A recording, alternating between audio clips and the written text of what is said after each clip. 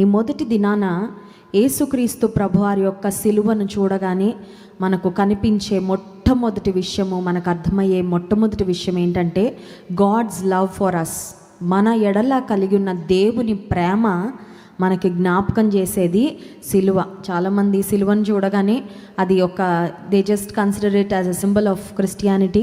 క్రైస్తవులు ఓకే, వాళ్ళు చర్చెస్ మీద సిలువలు ఉంటాయి, కొంతమంది మెడల్లో ధరించుకుంటారని సిలువను గురించి ఒక్కొక్కరికి ఒక్కొక్క రకమైన అవగాహన ఉండొచ్చు. కానీ దేవుని బిడలంగా మనము సిలువను చూసినప్పుడు, సిలువను జ్ఞాపకం చేసుకున్నప్పుడు మనకు మొట్టమొదటిగా గుర్తు రావాల్సింది ఏంటంటే దేవుని ప్రేమ. ఈ లోకంలో ప్రేమలు మనం గమనించినప్పుడు ప్రేమలు చాలా లెవెల్స్లో ఉంటాయండి. There are different levels of love.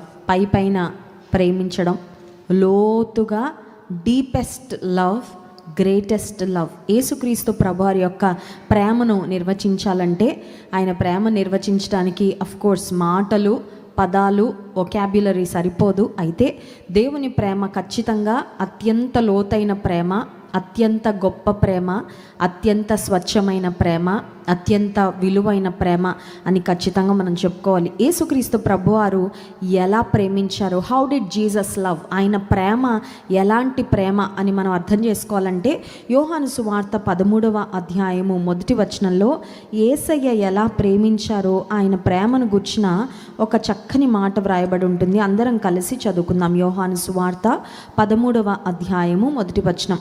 తాను ఈ లోకము నుండి తండ్రి యొద్దకు వెళ్ళవలసిన గడియ వచ్చినని యేసు పస్కా పండుగకు ముందే ఎరిగిన వాడై లోకములో ఉన్న తన వారిని ప్రేమించి వారిని అంతము వరకు, Jesus loved his own to the end.